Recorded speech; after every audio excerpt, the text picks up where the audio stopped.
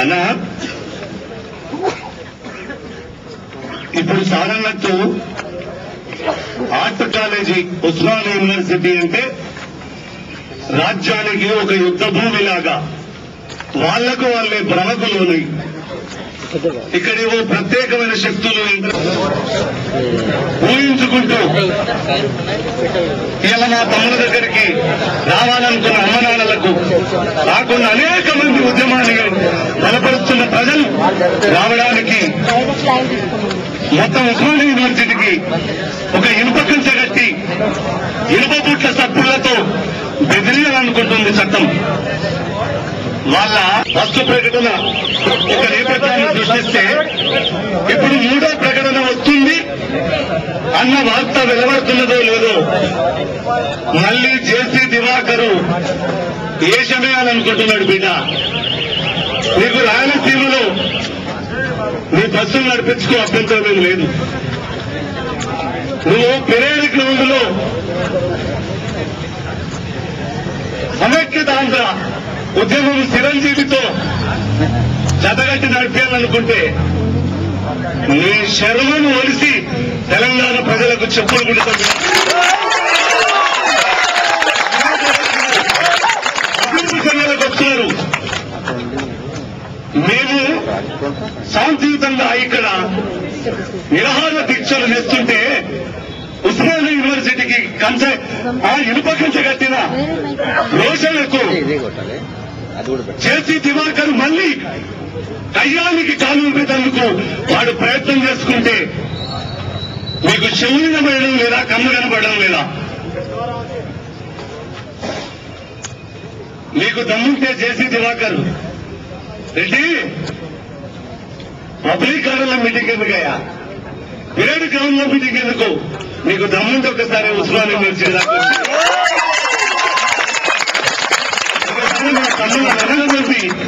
తమ్ముడు మీద కూడా పోతే నువ్వు సమైక్యాంధ్ర సాధించినట్టే బిడ్డ.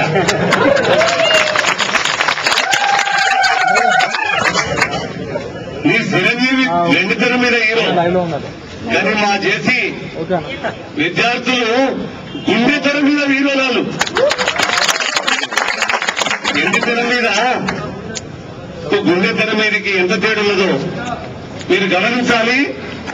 మీ బహిరంగ సభలు మీ రాయలసీమలో పెట్టుకోండి, మీ కవింపు చర్యలు మీ కోస్తాంధ్రలో పెట్టుకోండి. చిరంజీవి గారు పాలకొల్లులో నువ్వు ఓడిపోయినావు, నువ్వు పుట్టిన గడ్డ మీద నీకు గెలవలేకపోయినావు. మా తెలంగాణ మీద గడ్డగలడం నీ కాదు కదా, నీ తాళవతాలతో కూడా కాకుండా మా విద్యార్థులను రెచ్చగొట్టకుండా మా పనేందో మమ్మల్ని చేసుకొనియండి.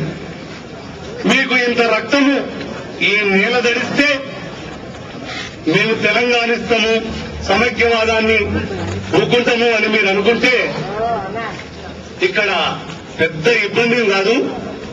మేము అన్నిటికీ సిద్ధమయ్యే ఇక్కడ కూర్చోవడం మొదలైంది.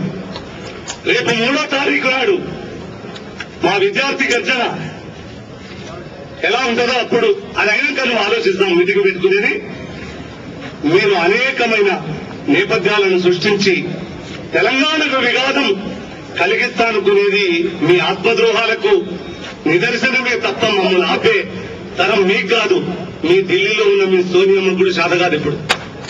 ఎందుకంటే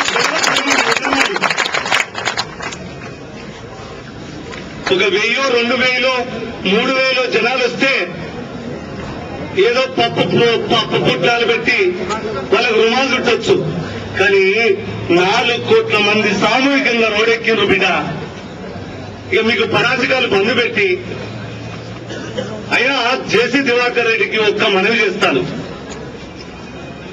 చరిత్ర నిజంగా మీ సమైక్యవాదం సంకరాకితేనే తెలంగాణ కండు వేసుకుంటేనే కాంగ్రెస్ కు పార్టీకి ఈ దేశంలో పుట్టగతులు వచ్చి పురుడు మూసుకున్నది పునర్జీవనం వల్ల.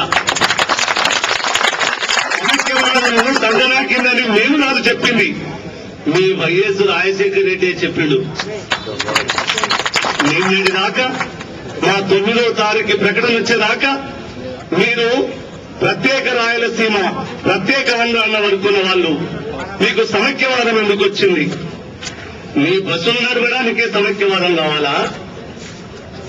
లాంచో లగడపాటి కంపెనీ నిర్మాణం చేసినందుకే సమైక్యవాదం కావాలా? అరే 4 కోట్ల మందిలో మీ ఇద్దరు ఎంతరా? మీ అమ్మ నేను ఒక్కసారి గట్టిగా అరిస్తే చచ్చిపోతారు మీరు. మా పిల్లలు ఒక్కసారి గట్టిగా నినాదం చేస్తే చచ్చిపోతారు మీరు గుండెకి. కాబట్టి ఆ కవ్వింపు చర్యలు మీరు మానుకొని హైదరాబాదులో సభలు పెడతాము అన్న ఆలోచన కనుక మీరు పెడితే 4 కోట్ల మంది చెప్పులు ఇడిస్తే 8 కోట్ల చెప్పులు అయితే మీ ఇష్టం. అవే దండలుగా పెడతాయి బిడ్డ మీకు.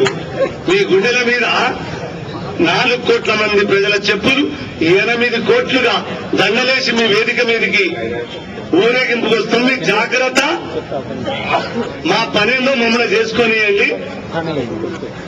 మీరు మనసు మీద పెట్టుకొని ఒళ్ళు దగ్గర పెట్టుకొని కూడా నడవాలి.